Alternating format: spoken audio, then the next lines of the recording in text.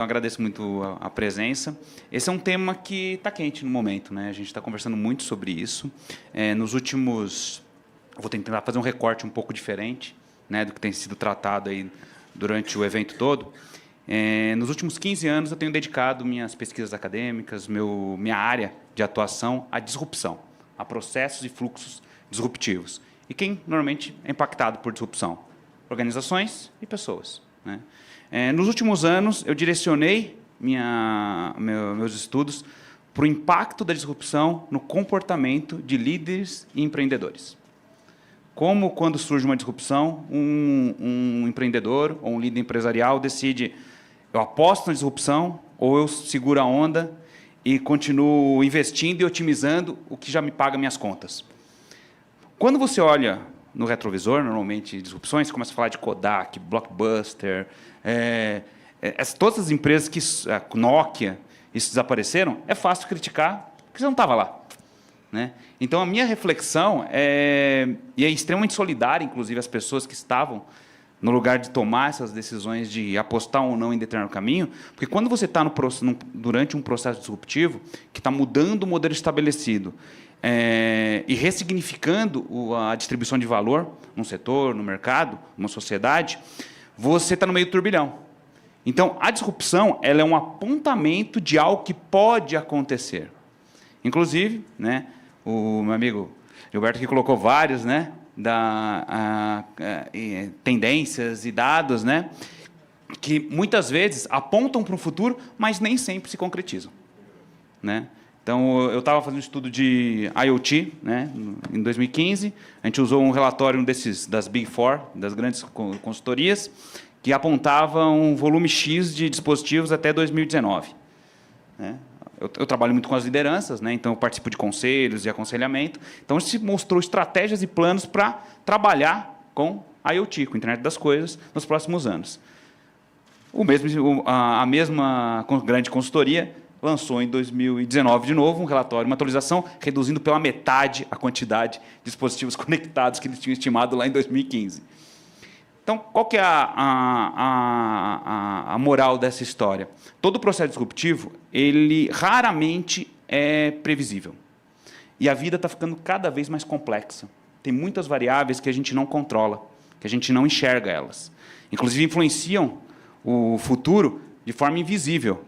E a gente tem a gente pode falar um histórico de tentar simplificar, né? A ciência quebra em caixinhas as coisas, né? Coloca a medicina numa caixinha diferente, aí abre a medicina e coloca várias caixinhas dentro da medicina, daí você conversa com um especialista de uma caixinha, ela não consegue conversar sobre a especialidade do especialista da outra caixinha.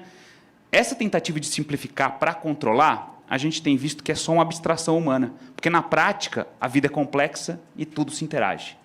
Então, você tentar prever analisando os pedaços, normalmente não chega lá. E a gente tem uma máxima que normalmente é polêmica em relação à disrupção, que fala que dados, isso nos últimos anos a gente tem ouvido, né, muito, dados é o novo petróleo, quem tem dados tem o futuro nas mãos. Eu só gosto de lembrar que a gente tem grandes empresas de internet que trabalham com volumes insanos de dados, né, em algumas delas até apostaria que elas poderiam prever o futuro, e vira e mexe, elas estão descontinuando produtos que não dão certo. E aí você pensa o seguinte: não, uma empresa que sabe o que as pessoas procuram, sabe o que as pessoas buscam, ela acertaria qualquer produto, porque ele sabe o que as pessoas querem. Só que vira e mexe, lança, recolhe. Lança, recolhe. Porque os dados são ótimos para dizer o que está acontecendo, mas não o como e nem o porquê, né? E o como e o porquê, no caso, trazendo a disrupção para o ambiente de IA, é o que é importante. E por isso que a resposta é difícil de ser dada. A gente não sabe o que vai acontecer com IA nos próximos anos.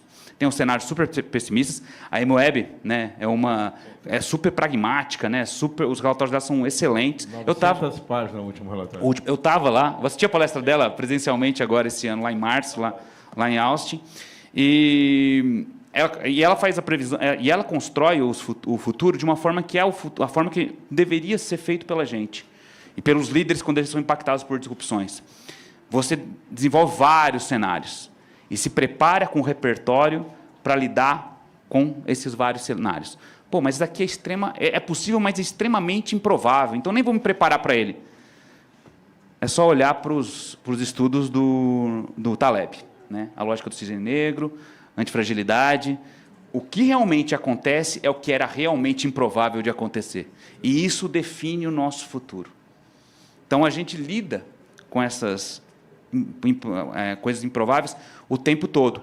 E, no contexto das lideranças, que é a minha área de estudo ligada à IA, o que eu tenho visto? Semana passada, eu estava com um grupo de lideranças lá em São Paulo, e a discussão era, estamos montando um processo para mapeamento de novas lideranças.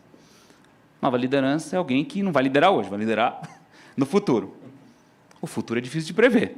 Então, como eu escolho alguém, eu invisto no desenvolvimento de pessoas que vão ter que navegar no mundo que a gente não sabe como é. Aí eu tenho uma máxima para isso, né? Eu falo que melhor que tentar prever o futuro é se preparar para o futuro que vier. E, para isso, é criar musculatura de repertório. A gente, às vezes, forma nossos empreendedores, nossos líderes, nossos estudantes de forma muito especializada. E o que faz com que a pessoa consiga navegar em ambientes incertos é a capacidade de articular conhecimentos diferentes. E ela só vai conseguir articular conhecimentos diferentes se ela não foi, durante a vida inteira, empurrada por uma bolha de especialidade. Ela precisa enxergar o resto, né? Então, acho que é só para a gente ter uma visão, além da tecnologia, as pessoas que fazem as escolhas perante a tecnologia e que não é um lugar fácil de estar.